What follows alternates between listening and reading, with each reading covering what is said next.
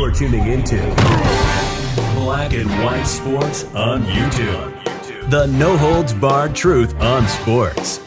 The main event starts now. All right, Black and White Sports supporters. Well, with the WNBA, it seems like no matter what happens in this league, whether they finally get some increased viewership, revenue, attendance, whatever, it is like 1 or 2 or 3 steps forward and 10 steps backwards.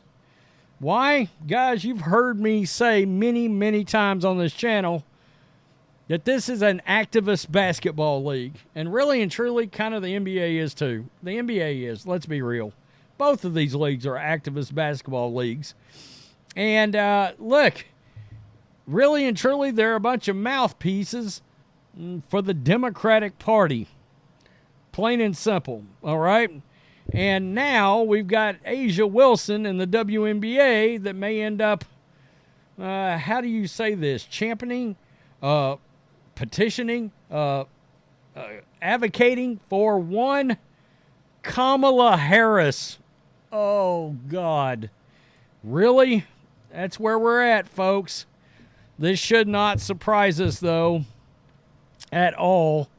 And who knows what this is going to do. I mean, they're heading down the pipe of getting a new media deal, all this newfound support, but I venture to say a lot of these new supporters may not be aware of the political allegiances of this league.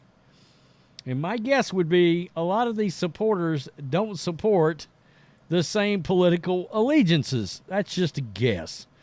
August 2023, when a basketball star and future president of the United States had a moment that was heartfelt and also a possible indication of what's to come. Wait a minute. Possible future president. I was like, wait a minute, she ain't president of shit yet. Let's just make sure we clear that up. Now, Mike Freeman, who is sickeningly woke, he is an activist media member. Legacy Media, I mean, we've done plenty of videos on him in the past, and I don't know why my screen jumped out of this, but it did. He's the one that wrote this article, so it's not real surprising that he's trying to shine some light, and USA Today is trying to pop up everything to keep me from getting to this. The Las Vegas Aces were at the White House celebrating their championship win with President Joe Biden and Vice President Kamala Harris. Harris came to the podium to speak before the beginning, and she turned to A'ja Wilson and said, "My Sawyer."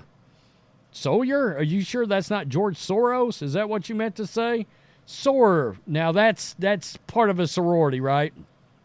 Wilson and Harris are members of the historic Alpha Kappa Alpha Sorority Incorporated, a black service organization and sorority founded at Howard University in 1908. After Harris spoke to Wilson, it was Wilson who responded with "ski wee," which can mean many things, but it's mostly a form of acknowledgement, care, and love. Oh, quote, "I couldn't help it," Harris said, referring to the greeting of her fellow Sawyer. The moment wouldn't be the last time the two would closely communicate.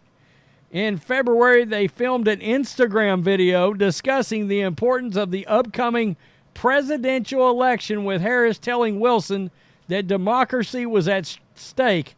Really? Because the Democrats just lit democracy afire. Just burn it to the ground. Seriously. The Instagram caption from Wilson read, quote, "When creating change is a team effort, make sure you're registered to vote, and this November, let your voice be heard." Oh, man. Again, if you're a new viewer, I already knew this. We have crushed this league many times on Black and White Sports and Black and White Sports 2. And here we are. They're knee-deep in it again. Whether you agree with their politics is irrelevant. You sure about that? I'm not so sure. The point is already connective tissue between political activism in the WNBA and their greatest social justice issues of our time. If you think that will continue now at one of the most important moments in American history, You don't know the history of the WNBA. It's not exactly known how many WNBA players support Harris, and it's important to note that black voters aren't a monolith. But if the majority black league follows the general pattern of black women voters, which is a big blind spot, we all know, you got a lot of black men supporting President Donald J. Trump right now. But there seems to be a blind spot with a lot of black women supporting the Democratic cause. Harris could have a potent force fighting for her.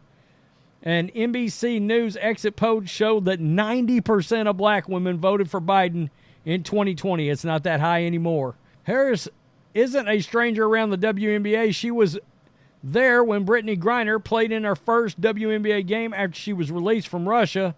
In April, Harris name-checked the WNBA when talking about equal pay for women. Women should be paid their fair share, whether they're scientist, construction worker, or WNBA all-star.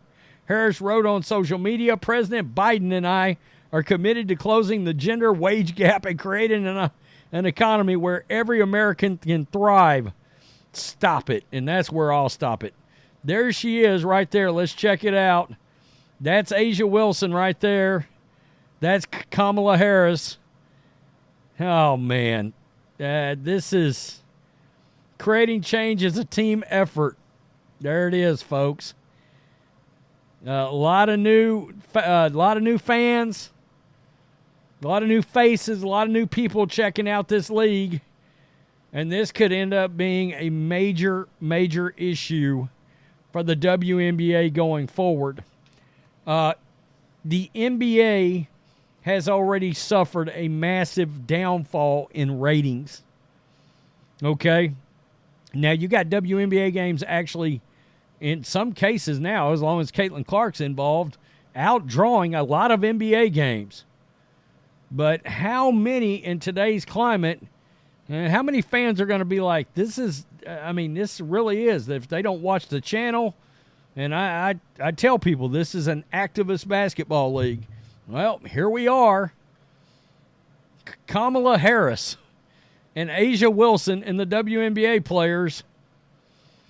It's going to be a nightmare. It really is.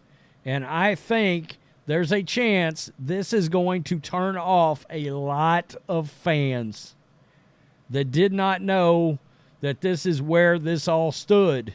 And they happen upon it, and they're like, oh, I don't know that I want to watch this league. I don't know that I want to support it.